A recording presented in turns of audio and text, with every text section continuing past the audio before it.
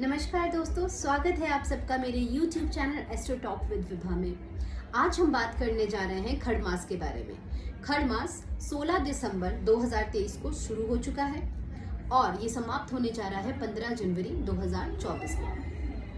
खड़ मास में सूर्य देव धनु राशि में प्रवेश करते हैं। इसी दौरान ये शुरू हुआ जाता है। खड़ मास में क्या करना चाहिए, क्या नहीं करना चाहिए, इन सब के बारे में आज मैं आपको जानकारी दूंगी। लेकिन आगे बढ़ने से पहले प्लीज़ मेरे चैनल को लाइक करें, शेयर करें और कमेंट करना बिल्कुल ना भूलें। खड़ मास को आखिरकार खड़ मास क्यों कहा जाता है? खड़ मास को हम आमतौर की बोलचाल भाषा में हम उसे मड़मास भी कहते हैं। खड़ यानी गधे। कहा जाता है, एक पौराणिक कथा के अनुसार सूर्य देव हमारी पृथ्वी के निरंतर चक्कर लगाते रहते हैं। सूर्य देव अपने 7 घोड़े या 7 रश्मियों में निरंतर ये चक्र लगाते रहते हैं। लेकिन एक बार की बात है कि सूर्य देव के घोड़े थक जाते हैं, तो वो हेमंत ऋतु में तालाब किनारे पानी पीने के लिए रुकते हैं। तो उस समय जैसे ही तालाब के किनारे घोड़े उनके पानी पीने के लिए रुकते हैं तो पृथ्वी में हलचल मच जाती है, क्योंकि सूर्य देव से ही हमारी सारी जो भी हम पृथ्वी की प्रतिक्रिया चल रही है वो सारी सूर्य की किरणों की वजह से ही चल रही है। तो सूर्य देव जब वहाँ पे रुक जाते हैं और ये देखते हैं कि इस दौरान कितनी हलचल मच रही है पृथ्वी में, तो वो वहाँ पे पास में खड़े 2 गधों को अपने रथ में जोड़कर फिर से वो अपनी यात्रा शुरू कर देते हैं। तो इस दौरान सूर्य देव जो होते हैं वो धीमी गति में चलते हैं। तो इस कारण जितने भी धार्मिक कार्य या जितने भी हम कहें कि शुभ कार्य होते हैं, उस दौरान हम अगर विवाह आदि की बात करें, मुंडन की बात करें, किसी भी बारे में हम विचार करते हैं तो उस समय हमें बृहस्पति की स्थिति और सूर्य की स्थिति देखी जाती है, उसका विचार किया जाता है। तो जब सूर्य देव अपनी कम रफ्तार में या धीमी गति में चल रहे होते हैं, तो इस दौरान खड़ मास के दौरान वो अपनी पूरी यात्रा को पूर्ण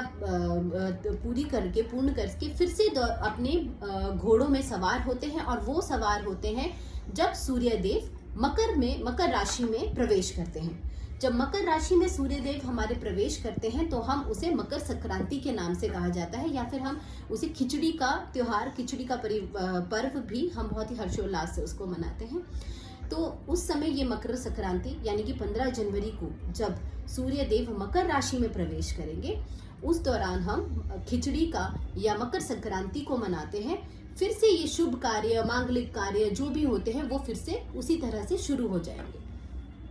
तो ये कथा है कि क्यों इन्हें खड़ मास कहते हैं, क्योंकि जो गधे हैं उन्हें खड़ कहा जाता है, यह एक कारण है।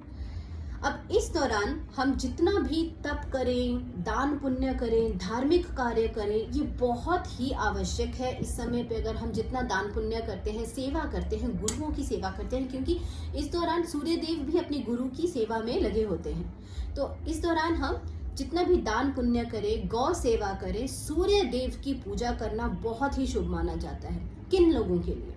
जिनकी भी कुंडलियों में, जिन भी जातक की कुंडली है उसमें सूर्य ग्रह जो है वो नीच का है या शत्रु राशि में है या सूर्य की स्थिति खराब है, सूर्य अगर तुला राशि में है, इस दौरान सूर्य किस चीज का ग्रह है? सूर्य हमें नाम, यश, मान, प्रतिष्ठा, तेज, किसी को प्रकाश देना, टू लाइटन समवन, किसी को हम कोई ज्ञान दे सके, इसमें कमी हो जाना, कॉन्फिडेंस की कमी हो जाना, ये सूर्य की कमी के कारण हम देखते हैं जातक में।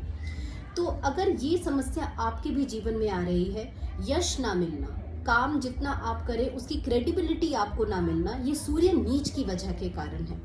तो ये समय बहुत अच्छा है उन लोगों के लिए जिनकी भी कुंडली में सूर्य नीच के हैं।